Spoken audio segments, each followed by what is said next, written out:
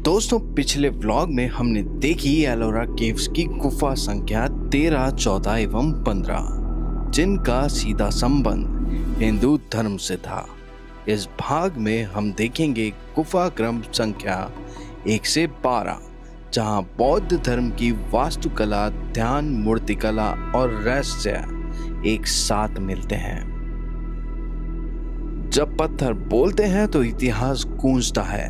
एलोरा की इन चुप गुफाओं में आज भी वो मंत्र सुनाई देते हैं जो सदियों पहले बुद्ध के अनुयायियों ने ध्यान करते हुए गाए थे। आज हम आपको ले चलेंगे एलोरा की पहली 12 गुफाओं के भीतर, जहां बौद्ध वास्तुकला, ध्यान, मूर्तिकला और रहस्य एक साथ मिलते हैं। दोस्तों, बौद्ध गुफाएं देखने के लिए आपको इसी रास्ते से आगे बढ़ना होता है और ये जो आप हिस्सा देख रहे हैं, यहाँ पे स्टेयर्स हैं। इन स्टेयर्स के सहारे आप कैलाशनाथ मंदिर के ऊपर का व्यू देख सकते हैं। ज़्यादातर टूरिस्ट यहाँ पर जाना भी पसंद करते हैं, मगर हम चलेंगे आगे। दोस्तों, ये है गुफा नंबर 12 और अब यहाँ से बुद्धिज़्म की शुरुआत होती है। ये सारी गुफाएं अब 1 से लेके 12 नंबर तक बौद्ध धर्म से संबंध रखती है और यहाँ पे आपको कोई प्रतिमाएं नहीं दिखेगी। ये बेसिकली मेडिटेशन रूम हुआ करते थे उस टाइम के, जिसमें एक प्रथम तल ये है, दूसरा तल, तीसरा तल, इस तरह के ये तल बनाए गए हैं और ऊपर जाने के लिए ये सीढ़ियाँ हैं और अंदर इस तरह की प्राचीन गुफाएं हैं। और यहाँ पे पाँव रखने से पहले आपको सोचना पड़ता है। ये देखिए, ये इस तरह की गुफाएं हैं और इन गुफाओं में अंदर जाएंगे तो आप स्मेल के कारण आपका दम घुट सकता है, क्योंकि चमगादड़ बहुत है। इस तरह के यहाँ पे केव्स में आपको अलग अलग रूप देखने को मिलेंगे। जाने के लिए आपको इस तरह की सीढ़ियाँ मिलती हैं और यहाँ देखिए, यहाँ देखने पे आपको एक कुआं दिखाई देगा और जब बारिश होती थी तो यहाँ पे पानी इकट्ठा होता था। ये देखिए, आपको पानी दिख रहा होगा। मगर अगर उस टाइम पे भी हम लोग पानी के बारे में इतना सोचे तो आप सोच के अंदाज़ा लगा के देखिए। और यहाँ से ही इसका विहंगम दृश्य है। ये है गुफा नंबर 11 और जैसा मैंने बताया कि अब सारी गुफाएं बौद्ध धर्म से संबंध रखती है। तो ये देखिए, आप यहाँ भी आपको सेम ही देखने को मिलेगा। यहाँ पे अलग अलग मेडिटेशन रूम बने हुए हैं और उन मेडिटेशन रूम का यूज़ उसी तरह किया जाता। अब हम लोग बढ़ रहे हैं गुफा नंबर 10 की तरफ और बोलते हैं कि इस गुफा का महत्व भी उतना ही है जितना हमने अभी कैलाशनाथ गुफा देखी, गुफा नंबर 15। और ज़रा ये नज़ारा देखिए आप, ये है गुफा नंबर 10। यहाँ पे अगर आप एंटर करेंगे तो यहाँ गुफा नंबर 11 और 12 की तरह आपको सिर्फ मेडिटेशन रूम नहीं दिखाई देंगे।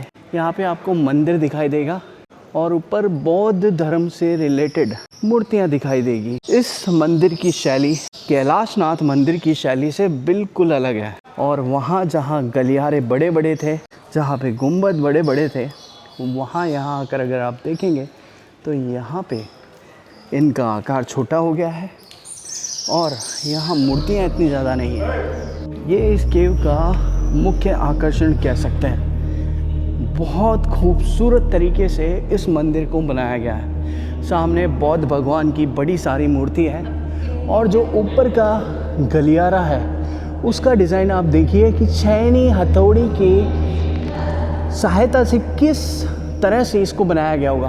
और यहाँ पे प्रकाश आने का सिर्फ एक जरिया है जो कि आपको सामने दिख रहा होगा। वो देखिए, यहाँ से लाइट आती है दिन के समय और सीधे भगवान के ऊपर, भगवान बौद्ध के ऊपर पड़ती है। और जैसे जैसे ये प्रतिमा दिन के समय विजिबल होती है, रात के टाइम धीरे धीरे अनविजिबल हो जाती है। इसे विश्वकर्मा गुफा भी कहा जाता है। यह एक भव्य चैत्य गुफा है।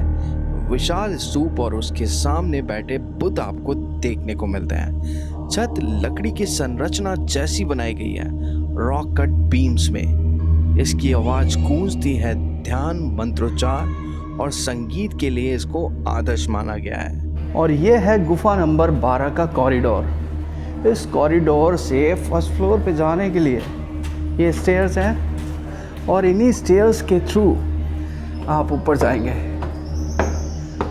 और इस गैलरी का नाम है म्यूज़िक गैलरी।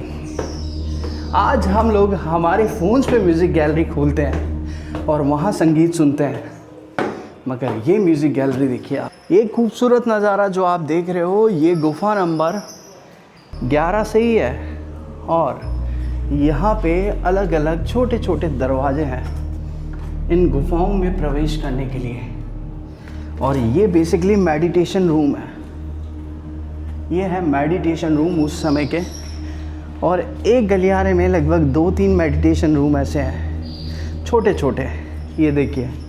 और यहाँ पे वो कॉरिडोर है जहाँ पे संगीत होता था, और संगीत इन पक्षियों का आज हो रहा है यहाँ पे। और यहाँ पे बौद्ध धर्म से रिलेटेड बहुत सारी कलाकृतियाँ मौजूद हैं। गौतम बुद्ध और बाकियों को तो मैं जानता भी नहीं हूँ। खूबसूरत और नायाब गुफा नंबर 8 और गुफा नंबर 7। और ये भी बेसिकली मेडिटेशन रूम ही है। ऊपर जाने के लिए इस तरह के रास्ते बनाए गए हैं और अंदर ये देखिए, ये इस तरह के नज़ारे आपको देखने को मिलेंगे। यहाँ पे भगवान बुद्ध की मूर्ति है अंदर। अगर मैं आप लोगों को रोशनी करके दिखाऊं तो आपको शायद दिख पाए, नहीं पॉसिबल नहीं है। और ये देखिए ज़रा आप, ये मूर्तियाँ हैं। यहीं गुफा नंबर 8 में आपको भगवान बुद्ध बैठे हुए दिखेंगे और इस मूर्ति की अभी तक भी मूल स्वरूप में संरचना है। इनके पाँव तोड़े गए हैं मगर बाकी फेस वगैरह सब कुछ आप विजिबली देख सकते हैं। इस गुफा नंबर 8 और 7 के सामने ही बहता है ये खूबसूरत वाटरफॉल जो सामने आप देख रहे हो। और ये लाइन से गुफा नंबर 6 और पूरी 5, 4, 3, 2, 1 तक है, और वहाँ जाके उस पिलर पे इन गुफाओं का अंत होता है। ये गुफा नंबर 7 है जिसको बंद करके रखा है। ये है गुफा नंबर 7 और इसमें मुझे ऊपर ही बैट्स लटके हुए दिखाई दे रहे हैं, तो हो सकता है सुरक्षा की दृष्टि से ऐसा किया गया हो।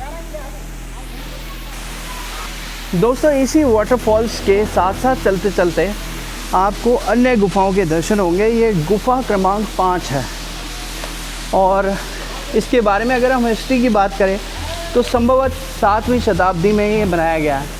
इसमें गर्भगृह है, स्तंभ युक्त कक्ष है, कोठरियाँ है, युक्त स्तंभ है, और यहीं पे है ये खूबसूरत सा वाटरफॉल। और अगर आप बिल्कुल सामने यहाँ से देखेंगे तो यहाँ आपसे बौद्ध प्रतिमाएं एक ही मुंह पे, अगर मैं यहाँ खड़ा हूँ तो इनका मुख मेरी तरफ है और ये बिल्कुल सामने देख रहे हैं। और इस कक्ष में घुसने पे आपको, अच्छा, हर कक्ष की अलग विशेषताएं कैसे हैं मैं आप लोगों को बताता हूँ। अभी तक आपने जितने भी स्तंभ देखे थे वो पैरेलली चौकोर थे। अब इसमें जो स्तंभ है उसका आकार ऊपर से गोल है और नीचे चौकोर है। अब उस टाइम पे इसको कैसे राउंड शेप दिया गया होगा ये भगवान ही जाने। और इनके बीच में इस तरह के अंधकार में डूबे ये कक्ष हैं। ये देखिए, ये कक्ष है इनके बीच में, सामने ही ये भगवान बुद्ध की प्रतिमाएं हैं।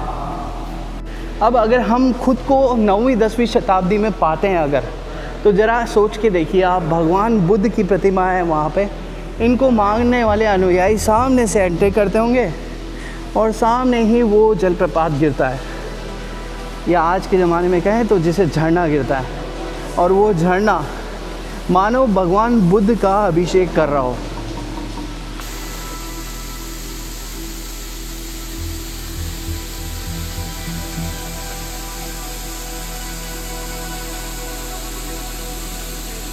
झरने के पास में ही ये है गुफा नंबर 4 और इस गुफा में भी आपको भगवान बुद्ध दिखाई देने वाले हैं, क्योंकि ये भगवान बुद्ध से ही सरोकार रखती है मूर्तियाँ।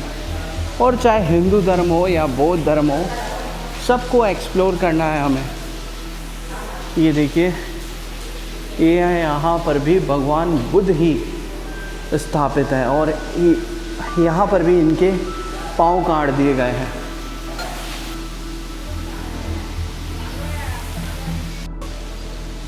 ये है गुफा नंबर 3 और यहाँ भी अगर आप देखोगे तो एक कक्ष है। इस कक्ष के बीच में सामने भगवान बुद्ध स्थापित हैं और हर भगवान बुद्ध की प्रतिमा जो है एक दूसरे से बिल्कुल अलग है।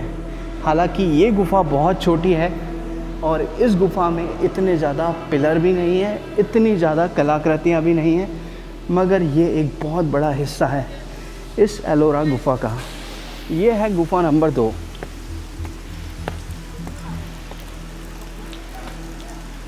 और इस गुफा में भी सेम पैरेलली देखोगे एक कक्ष है। इस कक्ष में एक मंडप बना हुआ है पूरा और यहाँ पे बहुत सारी गौतम बुद्ध की मूर्तियाँ हैं, अलग अलग भाव में, अलग अलग मुद्राओं में। और ये एक मंडप कक्ष है और अब तक का सबसे विशाल भगवान बुद्ध की मूर्तियों वाला मंडप कहूँ तो ज़्यादा बेटर होगा।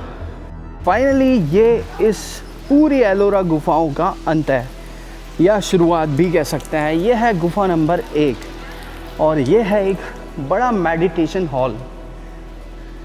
यहाँ पर बैठ कर के बौद्ध लोग मेडिटेशन किया करते थे।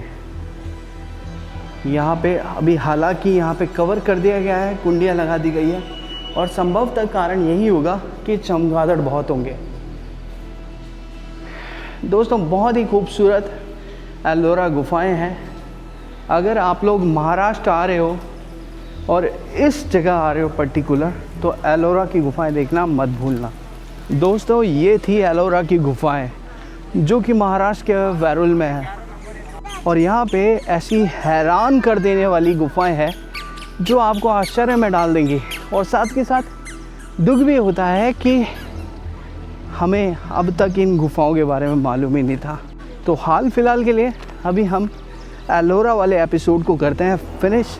अब हम जाएंगे यहाँ से भीमा शंकर के लिए और भीमा शंकर का रास्ता लगभग 300 किलोमीटर दूर है।